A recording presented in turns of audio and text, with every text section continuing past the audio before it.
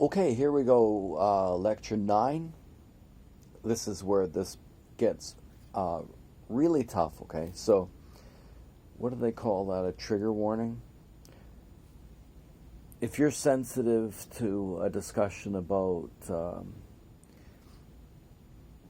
everything evil in this universe, you might want to change the channel.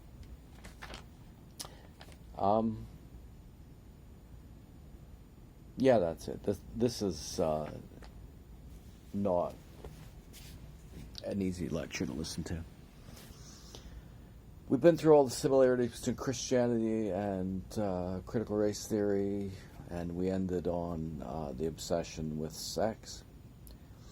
And now we're going to come to the unfortunate topic of the harsh treatment of children. I don't think that there's any doubt in anybody's mind that the Catholic Church was abusive to children. But what's going to come as a shock is for someone to say that the critical race theory advocates haven't accomplished the same amount of whatever you'd like to call that. They haven't been at it for hundreds of years, but they have been at it for quite a little while. And it's my contention that they're as abusive to children, or similarly abusive to children, as any other religion. To me, critical race theory is the new religion. And it's so obvious. Mark Zuckerberg was probably the leading scientist in terms of studying transgenderism in children, and his advice was that you just take a kind of a nice slow approach. I don't know why I feel guilty to say this. That absolutely pisses me off, is that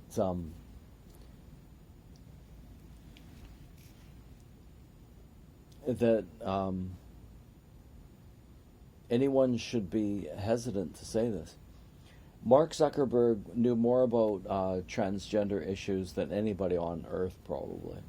And what he suggested was that people take a go slow approach, and that if possible, what you should do is you should reorient little kids towards their biological sex. So if a boy was biologically a boy, then it made sense to, let him feel that he was a boy, however you might define that. And that's the appropriate response. That's what you should do with little kids. And it's now against the law, I think, to do that. A psychologist or a school counselor or whatever, a doctor, I think, could be charged with just saying to a little kid that comes to him. So, it's I think worse with young boys. He's come up with this idea that he's a girl, and you have to affirm what he says. You have to affirm what a 3-year-old kid says. In toddlerhood, it's worse for boys. In the adolescent world, it's worse for girls. But it's against the law to say, okay, hang on, maybe what we ought to do is get you back into cowboy stuff and riding horses and G.I. Joe and all that kind of stuff. Maybe that's what it is. Maybe what's really happening, they wouldn't say this to the kid, they might say it to the parents, is that, honestly, he might be just looking for a bit of attention. And, the other boys who that get a bit of attention. And so, let's just be rational, humane, ethical adults and say no. And Mark Zucker is the same, sorry. If he saw that a child was truly suffering from gender dysphoria, he would try to make life as easy for that person as he could. I think most people appreciate that people who are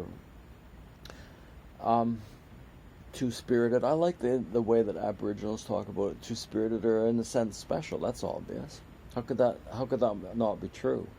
If that wasn't, it's saying that's not, that they're not special in some sense, is like saying that there's no unique perspective that men and women bring to a situation. We understand that.